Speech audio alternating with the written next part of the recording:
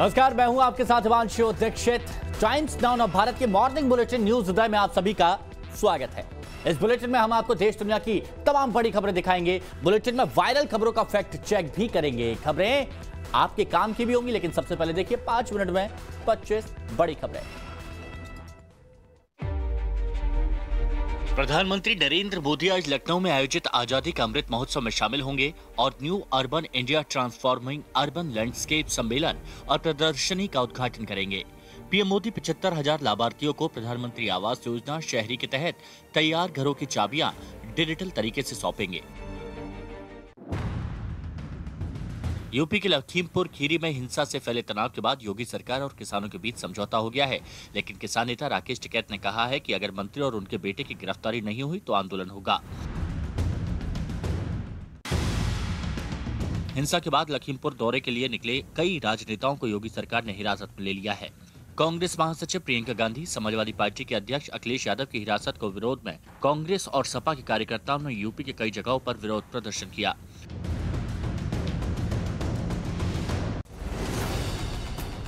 Mumbai cruise drugs party मामले में शाहरुख खान के बेटे आर्यन खान को कोर्ट ने 7 अक्टूबर तक एनसीबी की कस्टडी में भेज दिया है।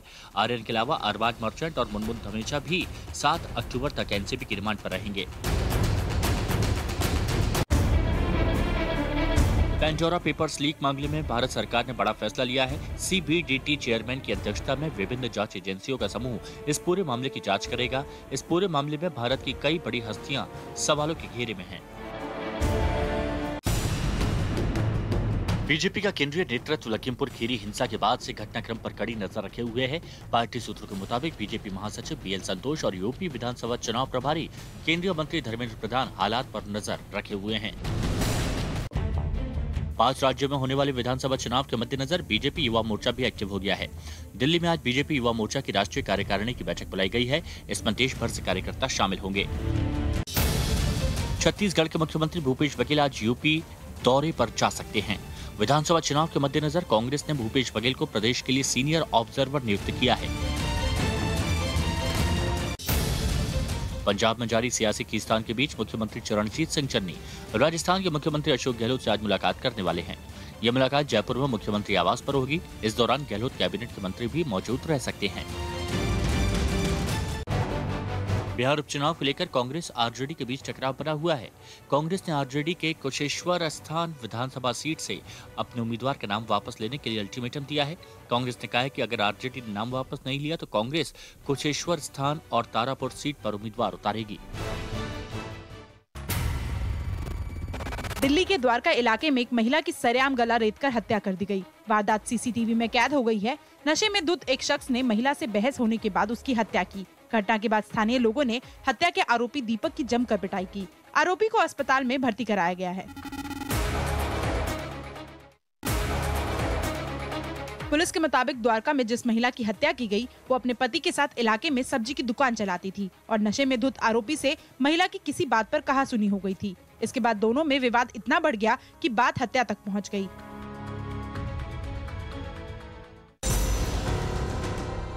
आज पहलवान सुशील कुमार जमानत याचिका पर सुनवाई होगी। सुशील कुमार ने आरोप लगाया है कि पुलिस ने उनके खिलाफ झूठा मामला दर्ज किया है। दिल्ली के छत्रसाल स्टेडियम में हुए पहलवान सागर धनकर हत्या मामले में सुशील कुमार मुख्य आरोपी है। बिहार की राजधानी पटना में अपराधियों का कहर लगातार जारी है। अपराधियों ने कल दिन दहाड़े बाइक सवार युवक को ताबड़तोड़ गोलियां मारकर हत्या कर दी और फरार हो गए। मृतक युवक को हमलावरों ने 6 गोलियां मारी। मामला प्रेम प्रसंग में हुई हत्या का बताया जा रहा है। राजस्थान के बाड़मेर जिले में बदमाशों ने बंदूक की नोक पर कल दिन दहाड़े एक बैंक को लूट लिया। 3 बदमाश एक बाइक पर सवार होकर बैंक पहुंचे। अंदर घुसते ही पिस्तौल तान दी। बदमाश करीब 5.25 लाख रुपए बैग में भरकर फरार हो गए। कोरोना से जंग में कारगर कोवैक्सीन को जल्द विश्व स्वास्थ्य संगठन की मंजूरी मिल सकती है। कोवैक्सीन के आपात इस्तेमाल की मंजूरी को लेकर विश्व स्वास्थ्य संगठन की आज अहम बैठक होनी है। WHO की कोरोना वैक्सीनेशन पर विशेषज्ञों के रणनीतिक सलाहकार समूह की इस मसले पर मीटिंग होगी।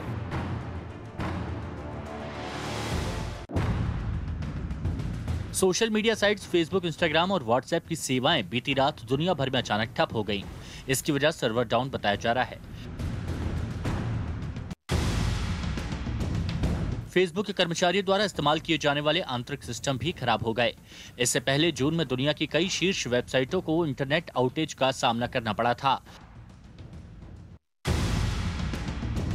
जापान की संसद ने पूर्व विदेश मंत्री फूमियो किशिदा को देश का प्रधानमंत्री चुन लिया है। जापानी मीडिया के मुताबिक फूमियो जल्द ही संसद भंग करके चुनाव कराने की घोषणा कर सकते हैं। ब्राजील के उत्तर पश्चिमी साओ पाउलो में एक बार फिर धूल भरी जबरदस्त आंधी उठी है। नारंगी धूल की एक विशाल लहर ने आसमान को भर दिया। इस घटना का वीडियो सामने आया है। सितंबर महीने के आखिरी हफ्ते में भी साओ पाउलो में सैंडस्टॉर्म आया था। सरकारी नौकरी तलाश रहे युवाओं के लिए अच्छी खबर है। Food safety and standard authority of India ने असिस्टेंट डायरेक्टर और टेक्निकल असिस्टेंट समेत कई पदों पर भर्ती निकाली है। नोटिफिकेशन के मुताबिक 254 पदों पर भर्तियां होगी। इन पदों के लिए 8 अक्टूबर से आवेदन होगा। गुजरात सरकार अगले 10 दिनों में पुलिस महकमे के लिए बम्पर भर्ती शुरू करने वाली है। कुल 27,847 पदों के लिए भर्ती प्रक्रिया शुरू की जाएगी। इसमें सब इंस्पेक्टर, पुलिस कांस्टेबल और टेक्निकल विभाग के रिक्त पदों को भरा जाएगा। जेईई एडवांस 2021 प्रवेश परीक्षा में शामिल हुए उम्मीदवारों को रिस्पांस शीट आज जारी की जाएगी, जबकि प्रोविजनल आंसर की 10 अक्टूबर को जारी होगी। रिस्पांस शीट और आंसर की दोनों जेईई एडवांस 2021 की आधिकारिक वेबसाइट पर उपलब्ध होंगे। दिल्ली के प्रगति मैदान में 14 से 27 नवंबर तक अंतर्राष्ट्रीय व्यापार मेला आयोजित किया जाएगा। इस बार व्यापार मेले का विषय आत्मनिर्भर भारत है। कोविड महामारी की वजह से पिछले साल मेले का आयोजन नहीं किया गया था। गांधी जयंती पर दिल्ली के कनॉट प्लेस स्थित आउटलेट से खादी की बिक्री का आंकड़ा एक बार फिर 1 करोड़ रुपए के पार हो गया है। 2018 के बाद से ये लगातार चौथा साल है जब 2 अक्टूबर को कनॉट प्लेस शोरूम ने खादी की बिक्री का 1 करोड़ रुपए का आंकड़ा पार किया है। और बड़ी खबर की बात करेंगे। करीब 7 घंटे तक ठप रहने के बाद व्हाट्सएप, फेसबुक और इंस्टाग्राम एक बार फिर से शुरू हो गए। हालांकि अभी तक इनकी सभी सेवाएं पूरी तरह से शुरू नहीं हुई हैं। व्हाट्सएप शुरू होने की जानकारी खुद मार्क जुकरबर्ग ने फेसबुक के जरिए दी।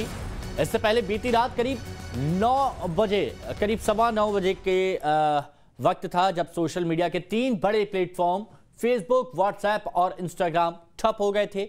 और इसकी वजह से इन तीनों ही प्लेटफॉर्म्स के करोड़ों यूजर्स को भारी परेशानी का सामना करना पड़ा। लोगों ने अपने अकाउंट में लॉगिन नहीं कर पाने की शिकायतें भी की। मैसेज सेवा पूरी तरह से ठप हो गई। व्हाट्सएप, फेसबुक की तरफ से एक बयान भी जारी किया गया जिसमें कहा गया कि यूजर्स की शिकायतें मिली हैं और हालात जल्द ठीक कर लिए जाएंगे। साइबर इंटेलिजेंस के सूत्रों के मुताबिक जांच एजेंसियों को शक है कि या तो ये सभी सोशल एप्लीकेशन के सर्वर को अपडेट किया जा रहा है या फिर ये साइबर अटैक हो सकता है। साइबर एजेंसियों को डिस्ट्रीब्यूटेड डिनायल ऑफ सर्विसेज का शक है। यह पहली बार है जब तीनों सोशल साइट्स के सर्वर एक साथ इतनी देर तक ठप रहे हों। इससे पहले भी करीब जून में ऐसा हुआ था, लेकिन वो आधे से 1 घंटे के लिए हुआ था। और फेसबुक के शेयर में 5% से ज्यादा की गिरावट इस दौरान आई है।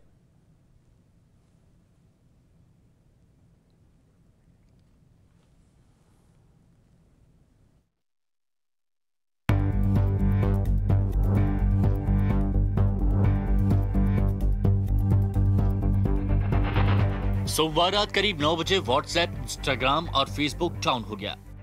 दुनिया भर में लोग इन्हें इस्तेमाल नहीं कर पा रहे थे। ये तीनों social media app Facebook company के हैं जो इंफ्रास्ट्रक्चर को आपस में शेयर भी करते हैं। रुकावट के बाद फेसबुक ने कहा कि सॉरी, कुछ गड़बड़ हुई है, उसे हम जल्द से जल्द ठीक करने की कोशिश कर रहे हैं। वहीं व्हाट्सएप ने अपने ट्विटर अकाउंट पर लिखा कि हमें पता है कि इस समय कुछ लोगों को समस्या आ रही है। हम चीजों को वापस सामान्य करने के लिए काम कर रहे हैं और जल्द से जल्द इसकी जानकारी देंगे। आपके धैर्य के लिए धन्यवाद। ये साफ नहीं हो पाया है कि आखिर क्या वजह है कि व्हाट्सएप, इंस्टाग्राम और फेसबुक डाउन हो गए। Cautious to assign any kind of malicious activity to these things because a lot of times, more often than not, it turns out that there was an internal slip up that caused the outage. लेकिन जब WhatsApp, Instagram और Facebook नहीं चल रहे थे तो लाखों लोगों ने downdetector.com जैसी साइट्स पर जाकर दिक्कत को दर्ज कराया। ट्विटर, सिग्नल को तो जैसे मजे लेने का मौका ही मिल गया। ट्विटर ने हेलो के जरिए भी व्हाट्सएप और इंस्टाग्राम की चुटकी ली। नेटफ्लिक्स भी कहां पीछे रहने वाला था। वहीं ट्विटर पर तो मीम की बाढ़ आ गई। एक यूजर ने मिस्टर बीन्स के बहाने व्हाट्सएप, इंस्टाग्राम और फेसबुक की हालत बताई। सिर्फ भारत की बात करें तो फेसबुक की तीनों कंपनियां अपनी अपनी category Insta messaging, photo sharing और सोशल मीडिया नेटवर्किंग में मार्केट लीडर हैं। कंपनी के लिए भारत और भारत के लोगों के लिए फेसबुक की तीनों एप्लीकेशन कितनी अहमियत रखती हैं, इस बात से समझिए कि भारत में फेसबुक के 41 करोड़ यूजर हैं, व्हाट्सएप के तो देश में 53 करोड़ यूजर हैं, वहीं भारत में 21 करोड़ लोग इंस्टाग्राम यूज करते हैं। फेसबुक के प्लेटफॉर्म पर यह रुकावट एक विजल ब्लोअर के उस खुलासे के एक दिन बाद आई है, जिसमें फेसबुक में काम कर चुकी महिला ने कहा कि हेट स्पीच और गलत खबरों पर शिकंजा कसने की बजाय फेसबुक प्रॉफिट को तरजीह देता है। व्हाट्सएप, इंस्टाग्राम और फेसबुक इस बार जितनी देर तक डाउन रहे उतनी देर तक पहले कभी नहीं रहे। इस आउटेज के बाद लोगों को इन सोशल मीडिया ऐप पर अपनी प्राइवेसी की चिंता और बढ़ गई है। So that's why I believe that the future is private. This is the next chapter. देखिए, जब फेसबुक, व्हाट्सएप और इंस्टाग्राम जैसी चीजें बंद होती हैं तो इसका असर पूरी दुनिया पर पड़ता है और इन पर भी बहुत असर पड़ता है। चलिए अब हम आपको ग्राफिक्स के जरिए बताते हैं कि आखिर कितना इसका असर पड़ रहा है। ग्राफिक्स के जरिए हम आपको यहां पर यह बताएंगे कि कितना नुकसान यहां पर हुआ होगा। जो ये 7 घंटे करीब फेसबुक, व्हाट्सएप और इंस्टाग्राम बंद रहा है, तो ये देखिए किसको कितना नुकसान हुआ, ये हम आपको डिटेल में बताते हैं। अब ग्लोबल इकोनॉमी को $160 मिलियन का नुकसान हुआ है। किस वजह से? क्योंकि व्हाट्सएप, इंस्टाग्राम, फेसबुक बंद हो गए थे। मार्क जुकरबर्ग की बात करें तो $7 बिलियन का, जी हां, $7 बिलियन का, और कितने घंटे में? सिर्फ 7 घंटे में। 7 घंटे ये क्रैश हुए, ना मैसेज आ रहे थे, ना फोटोज अपडेट हो रही थी, ना अपलोड हो रही थी और ना कोई देख पा रहा था। और इस वजह से $7 बिलियन का नुकसान मार्क जुकरबर्ग को 7 घंटे में हो गया है, क्योंकि तीनों ही जो सोशल मीडिया एप्स हैं वो काम नहीं कर रही थी। यूजर्स लॉगिन नहीं कर पा रहे थे, कोई काम यहां पर नहीं कर पा रहे। तो नुकसान देखिए किसको कितना नुकसान है, ये हम यहां पर आपको बता रहे हैं। 160 बिलियन की इकोनॉमी का हुआ, $7 बिलियन का मार्क जुकरबर्ग को हुआ। और जो अमीरों की लिस्ट जिसमें मार्क जुकरबर्ग को हमेशा से गिना जाता है, क्योंकि मार्क जुकरबर्ग फेसबुक भी खरीदा, व्हाट्सएप भी खरीदा और बढ़ते ही जा रहे थे। लेकिन इन 7 घंटे के दौरान अमीरों की लिस्ट में नीचे खिसक गए हैं मार्क जुकरबर्ग। अब कहां पर आ गए हैं? तो ये देखिए, 5वें नंबर पर मार्क जुकरबर्ग आ गए हैं। सिर्फ 7 घंटे की देरी, सिर्फ 7 घंटे की वजह से अब 5वें नंबर पर नीचे मार्क जुकरबर्ग आ गए हैं। अमीरों की लिस्ट की बात की जा रही है। इसके साथ ही अब आपको यह भी बता दें कि आगे इसका क्या प्रभाव पड़ा है। तो फेसबुक के स्टॉक में करीब 5% की गिरावट देखने को मिली है। तो एक जगह नहीं, व्यापक असर इसका पड़ा है, ग्लोबली इसका असर पड़ा है। सिर्फ ऐसा नहीं है कि भारत में, या फिर टोटल अगर देखा जाए, क्योंकि फेसबुक, इंस्टाग्राम, व्हाट्सएप तीनों क्रैश हो गए थे, कहीं पर कोई इस्तेमाल नहीं किया जा रहा था और इस वजह से यहां पर दिक्कतें बढ़ गई थी। तो फेसबुक के स्टॉक में करीब 5% की गिरावट आई। अब आप ये समझिए कि 5% की गिरावट कितनी मायने रखती है, क्योंकि छोटी छोटी उपलब्धियां यहां पर हासिल की गई है। बहुत बड़े पायदान तक मार्क जुकरबर्ग पहुंचे। और ये जो सोशल मीडिया साइट्स हैं जिनकी बात यहां पर की जा रही है, बात की जा रही है फेसबुक की, व्हाट्सएप की और इसके साथ ही इंस्टाग्राम की, करोड़ों यूजर्स हैं जो इनका इस्तेमाल करते हैं। और अब चलिए आगे बढ़ते हैं। बुलेटिन में वक्त हो गया राज्यों की खबरों का। देखिए 1 मिनट में अपने राज्य की अहम खबरें। सीनियर ऑब्जर्वर बनाए जाने के बाद छत्तीसगढ़ के मुख्यमंत्री भूपेश बघेल आज उत्तर प्रदेश जाएंगे। कांग्रेस पार्टी ने भूपेश बघेल को हाल ही में उत्तर प्रदेश विधानसभा चुनाव के लिए वरिष्ठ पर्यवेक्षक की जिम्मेदारी सौंपी है, जिसके बाद आज वो पहली बार लखनऊ पहुंच रहे हैं, जहां वो पार्टी के नेताओं और कार्यकर्ताओं के साथ बैठक करेंगे और राज्य में होने वाले विधानसभा चुनाव की तैयारियों पर चर्चा करेंगे। छत्तीसगढ़ में सियासी हलचल के बीच सोनिया गांधी ने सीएम बघेल पर भरोसा जताते हुए उन्हें शनिवार को यूपी चुनाव के लिए सीनियर ऑब्जर्वर नियुक्त किया था, जिसका ऐलान कांग्रेस के राष्ट्रीय महासचिव केसी वेणुगोपाल ने किया था। मुख्यमंत्री भूपेश बघेल को ऐसी जिम्मेदारी मिलने की संभावना बहुत पहले से जताई जा रही थी। जुलाई में मुख्यमंत्री ने कांग्रेस की राष्ट्रीय अध्यक्ष और उत्तर प्रदेश प्रभारी प्रियंका गांधी से मुलाकात की थी। बताया जा रहा था कि इसी दौरान बघेल की भूमिका का ताना बाना बनकर तैयार कर लिया गया था।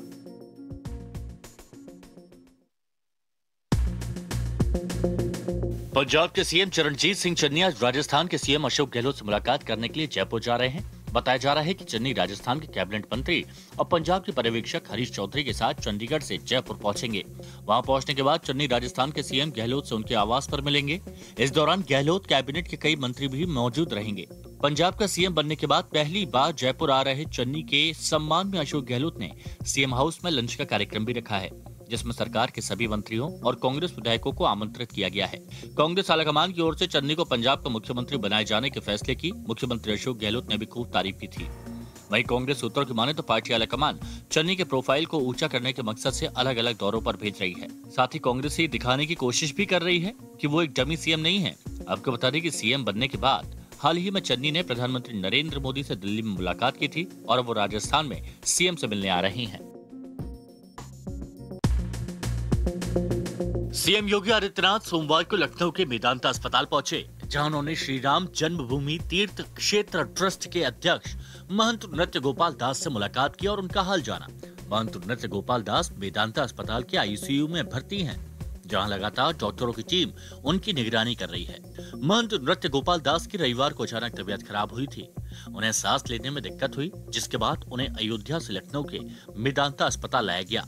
महंत नृत्य गोपाल दास से मिलने के बाद सीएम योगी ने अपने ट्विटर अकाउंट से अस्पताल की एक तस्वीर शेयर की, जिसमें वो महंत नृत्य गोपाल दास से उनका हाल पूछते नजर आ रहे हैं। साथ ही उन्होंने जल्द उनके ठीक होने की कामना भी की। नवंबर 2020 में भी महंत नृत्य गोपाल दास को लखनऊ के मेदांता अस्पताल में भर्ती कराया गया था। तब भी उन्हें सीने में दर्द और सांस लेने में परेशानी हो रही थी। इससे पहले महंत नृत्य गोपाल दास 7 अगस्त 2020 को कोरोना संक्रमित हो गए थे। गुजरात में पुलिस भर्ती के लिए बम्पर वैकेंसी निकलने वाली है। गुजरात सरकार जल्द ही 27,847 पुलिसकर्मियों की भर्ती प्रक्रिया की शुरुआत करेगी, जिसमें सब इंस्पेक्टर, पुलिस कांस्टेबल और टेक्निकल विभाग के रिक्त पदों को भरा जाएगा। सरकार की ओर से बताया गया कि आगामी 10 दिनों में पुलिस भर्ती की प्रक्रिया शुरू कर दी जाएगी।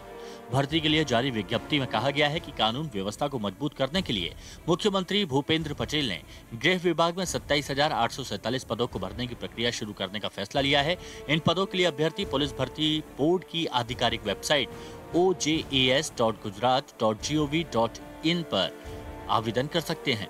कोरोना महामारी के कारण बीते कुछ समय से पुलिस भर्ती प्रक्रिया को रोका गया था। अब खबर है कि राज्य सरकार अगले 100 दिनों में कैडर में इन सभी रिक्त पदों को भरने का काम पूरा कर लेगी।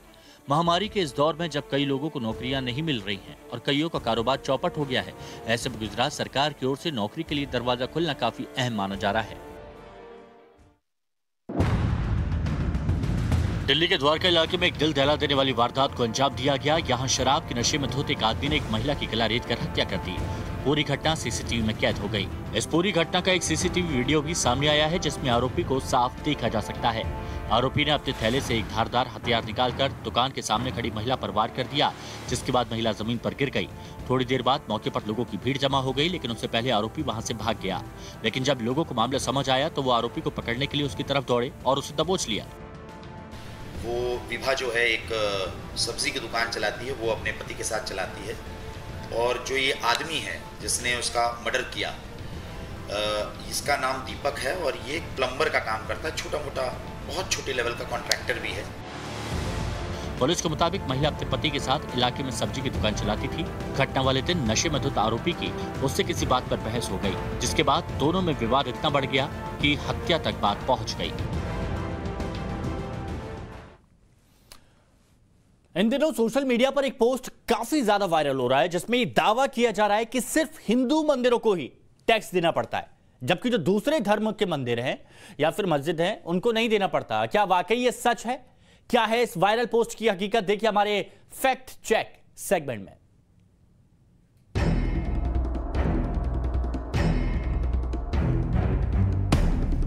सोशल मीडिया पर एक दावा शेयर किया जा रहा है। इस दावे के मुताबिक सिर्फ हिंदू मंदिरों को ही टैक्स भरना पड़ता है। 26 सितंबर को यूट्यूबर एल्विस यादव ने यह दावा ट्वीट किया था और उसके कुछ ही देर बाद इसे करीब 8,000 से ज्यादा बार रिट्वीट किया जा चुका है।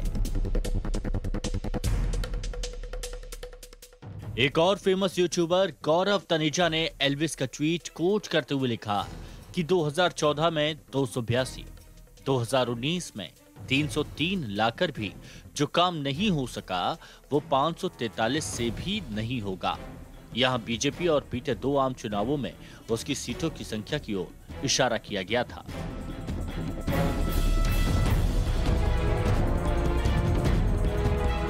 ट्विटर पर यह दावा वायरल हो रहा है। एक के बाद एक कई लोग इसे ट्वीट और रिट्वीट कर रहे हैं। ट्विटर के साथ फेसबुक पर भी इसे जम के शेयर किया जा रहा है। तेजी के साथ शेयर हो रही इस खबर की सच्चाई क्या है, ये टाइम्स नाउ नवभारत ने चेक किया। वायरल हो रहे इस दावे की जांच की तो पता चला कि साल 2017 में ही इस बारे में स्पष्ट कर दिया गया है। 2017 में सुब्रमण्यम स्वामी ने ट्वीट किया था कि जीएसटी सिर्फ मंदिरों को देना होगा, न कि मस्जिद और चर्च को। वित्त मंत्रालय ने 3 जुलाई 2017 को ट्वीट करते हुए इस दावे को फर्जी बताया था। बताया गया था कि जीएसटी धर्म के आधार पर लागू नहीं किया जाएगा। इसके अलावा टाइम्स नाउ नवभारत ने कुछ मुस्लिम ट्रस्ट से भी संपर्क किया था। उन्होंने बताया था कि वो देश में लागू किए गए नए टैक्स कानून का पालन कर रहे हैं और उन्हें जीएसटी सर्टिफिकेट्स भी मिल चुके हैं। कुल मिलाकर 2017 से सोशल मीडिया पर एक दावा किया जा रहा था कि सिर्फ मंदिरों को ही टैक्स का भुगतान करना पड़ता है और मस्जिद और चर्च इससे बाहर हैं। फैक्ट चेक में ये दावा पूरी तरह से फर्जी निकला। Fact check desk, Times Now Navbharat.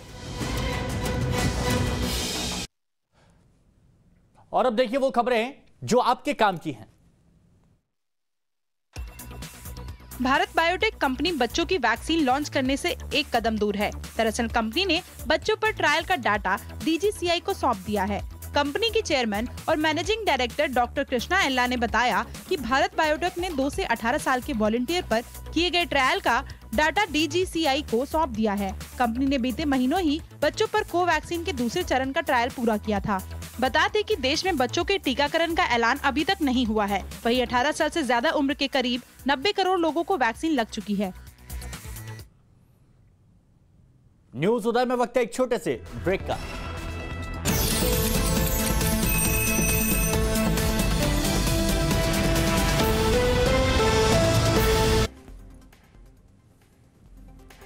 बड़ी खबर, ड्रग्स मामले में शाहरुख खान के बेटे आर्यन खान के साथ गिरफ्तार अरबाज मर्चेंट के पिता असलम मर्चेंट ने अपने बेटे को निर्दोष बताया है। टाइम्स नाउ नवभारत से खास बातचीत में असलम मर्चेंट दावा कर रहे हैं कि जो भी ड्रग्स मिली है वो शिप के भीतर से मिली है, जबकि दोनों बच्चे शिप के भीतर नहीं गए थे। इतना ही नहीं, पेशे से वकील असलम मर्चेंट का दावा है कि शिप पर जाने का बच्चों का पहले से प्लान नहीं था, अंतिम समय पर यह प्लान बना था। तो अरबाज मर्चेंट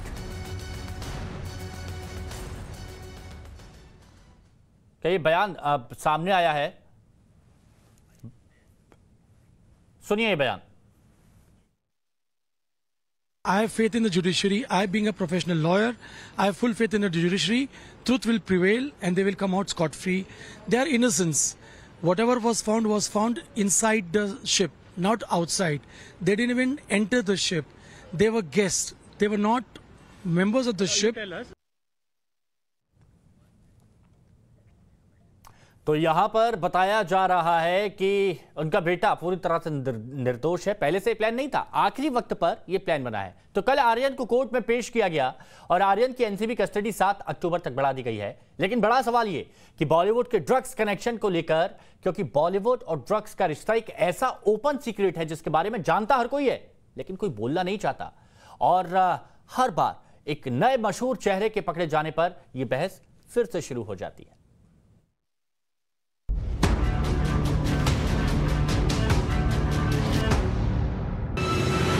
60 घंटे पहले 24 साल के आर्यन खान की इकलौती पहचान किंग खान के बेटे के रूप में थी,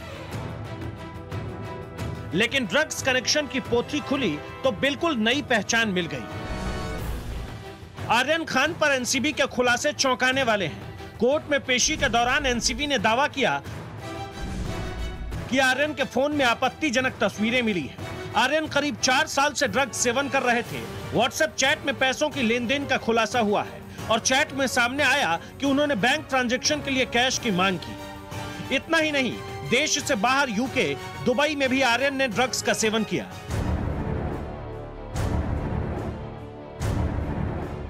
आरोप अपनी जगह, लेकिन शाहरुख के पुराने साथी उनके बचाव में उतर आए हैं। सलमान ने घर पहुंचकर रणनीति बनाई तो सुनील शेट्टी खुले तौर पर आर्यन के बचाव में उतर आए। जब एक जगह रेड होती है तो बहुत सारे लोगों को ले लेते हैं। हम अज्यूम करते हैं कि इस बच्चे ने कंज्यूम किया, इस बच्चे ने ये किया। आई थिंक प्रोसेस चालू है.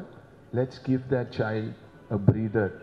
हमेशा बॉलीवुड पे जब हमारी इंडस्ट्री की कुछ भी होती है तो हर एक चीज़ पे मीडिया टूट पड़ती है.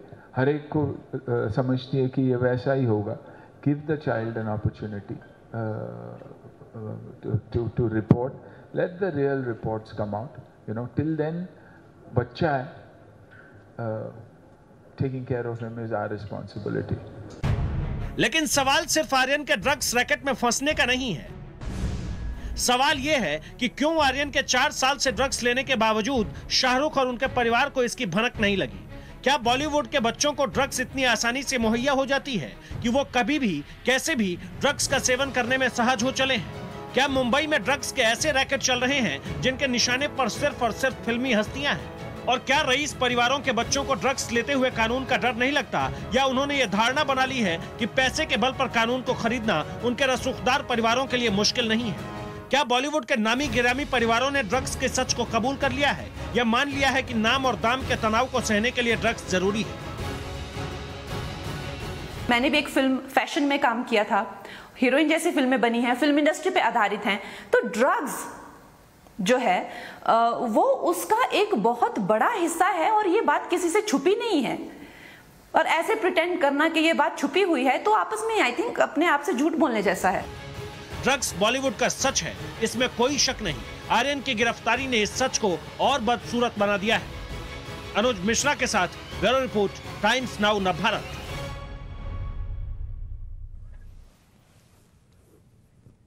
वहीं रविवार को लखीमपुर खीरी में हुई हिंसा में मारे गए 9 लोगों में वहां के स्थानीय पत्रकार रमन कश्यप भी शामिल है. बड़ी और अहम खबर इस वक्त की आपको बता रहे हैं. अब दोषियों के खिलाफ तुरंत कार्रवाई की मांग की जा रही है. पत्रकार के जो परिवार की तरफ से है ये मांग उठाई गई है, और परिवार के मुताबिक रमन कश्यप हिंसा की बाद से ही लापता थे, और कल ही प्रशासन ने उनकी मौत की पुष्टि की. मौत की खबर मिलने के बाद से ही परिवार में मातम का माहौल है. परिवार का यह आरोप है कि उन्हें प्रशासन की तरफ से भी कोई मदद नहीं मिल रही है. रमन कश्यप की मां ने अपने बेटे की मौत को हत्या करार दिया और साथ ही दोषियों के खिलाफ तुरंत कार्रवाई की मांग की है.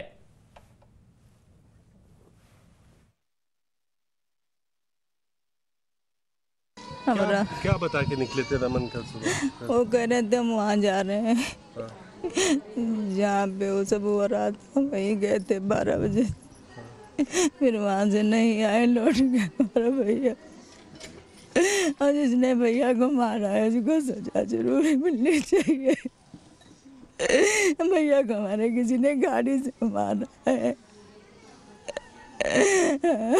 पत्रकार होके अपना धर्म निभा रहे थे, वहाँ पे काम कर रहे थे. जी. उनकी क्या गलती थी? उनकी कोई गलती नहीं थी. पता नहीं किसने हमारे भैया को मार दिया गाड़ी से. बात हुई आप लोग के घर वालों के बेटों की? हाँ, सब कहीं खबर दी, थाने में एप्लीकेशन भी दी थी, तो वो भी लोग सब पता लगा रहे थे, मगर पता कहीं नहीं लगा. आज सुबह लगा 3 बजे करीब. कल तक कुछ नहीं पता चला? कल तो यही पता लगा, जॉन कह रहा, वही यही कह रहा कि वो नहीं मिल रहे हैं. हाँ भैया, हमारे भैया को कल ही किसी ने मार दिया. ओलंपियन पहलवान और हत्या के मामले में गिरफ्तार सुशील कुमार की जमानत याचिका पर आज सुनवाई होनी है, और सुशील कुमार पर पहलवान सागर धड़कन की हत्या का आरोप है. आज रोहिणी कोर्ट में सुशील कुमार की जमानत पर सुनवाई होगी. जमानत मिलेगी या नहीं मिलेगी आज पता चलेगा. सुशील कुमार ने अपनी याचिका में कहा है कि उनके खिलाफ दायर केस झूठा है, उनकी छवि को खराब करने की कोशिश की जा रही है. इस मामले में पुलिस की तरफ से चार्जशीट दायर की जा चुकी है. 5 मई को दिल्ली के छत्रसाल स्टेडियम में मारपीट के दौरान सागर धनखड़ की हत्या हुई थी, जिसके बाद 23 मई को सुशील को गिरफ्तार किया गया था. और आज पता चलेगा कि बेल मिली या फिलहाल अभी जेल में ही रहना होगा.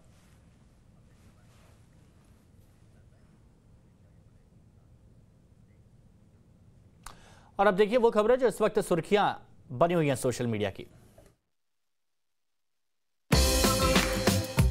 जिम कर बॉडी बनाने का शौक और जुनून हर लड़के को होता है, और इसके लिए वो जिम में घंटों पसीना बहाता है. अब एक ऐसा ही वीडियो वायरल हो रहा है जिसमें एक लड़के को जिम करते हुए देखकर आपकी हंसी नहीं रुकेगी. वीडियो में आप देख सकते हैं कि एक दुबला पतला सा लड़का जिम कर रहा है। वो अपने दोनों हाथ में इतना वजन पुश डाउन करने की कोशिश कर रहा है जो उसके बस का नहीं लगता। ज्यादा वजन होने की वजह से उसका पूरा शरीर पीछे की ओर चला जाता है, लेकिन वो ऐसा करना जारी रखता है। लड़के के इस मोटिवेशन का किसी ने वीडियो बनाकर वायरल कर दिया, जिसके बाद अब वीडियो पर नेटिजन्स मजेदार कमेंट कर रहे हैं। किसी ने लड़के की तुलना आर्नोल्ड श्वार्ज़नेगर से कर दी, तो किसी ने लिखा, भाई रुक जा वरना ठाकुर हो जाएगा।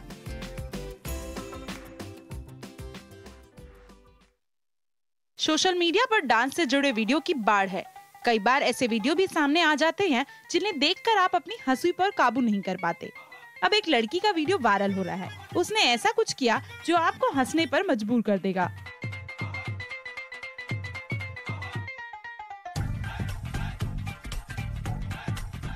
वीडियो किसी एटीएम का है, जिसे एक लड़की कैश निकालने के लिए जाती है, लेकिन पैसे निकालने के दौरान वो डांस करने लगती है।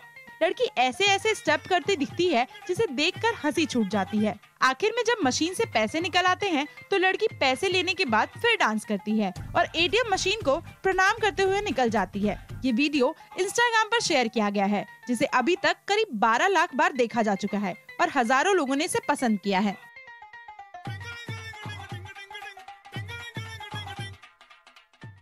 सोशल मीडिया पर कब क्या वायरल हो जाए कहा नहीं जा सकता। अब एक ऐसा ही वीडियो वायरल हो रहा है जिसमें एक लड़की स्टाइल मारने के चक्कर में हंसी का पात्र बन गई।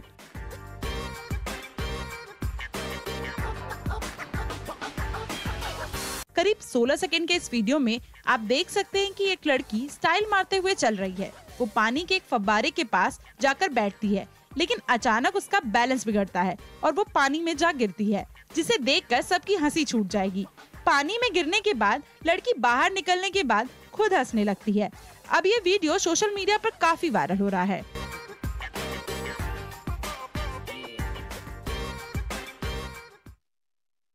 जीजा साली का रिश्ता काफी मजाकिया होता है। अब सोशल मीडिया पर एक वीडियो वायरल हो रहा है जिसमें कुछ लड़कियां दूल्हे राजा से मजेदार प्रॉमिस लेती दिख रही है।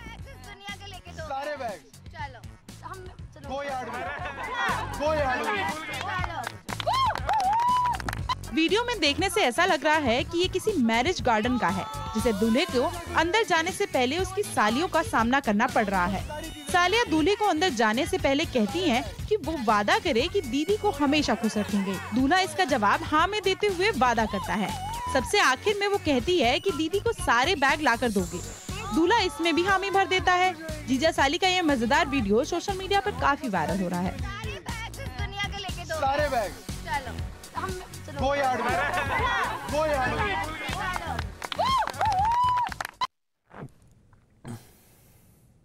अब यहाँ रुकेंगे एक ब्रेक के लिए, चल लौटेंगे।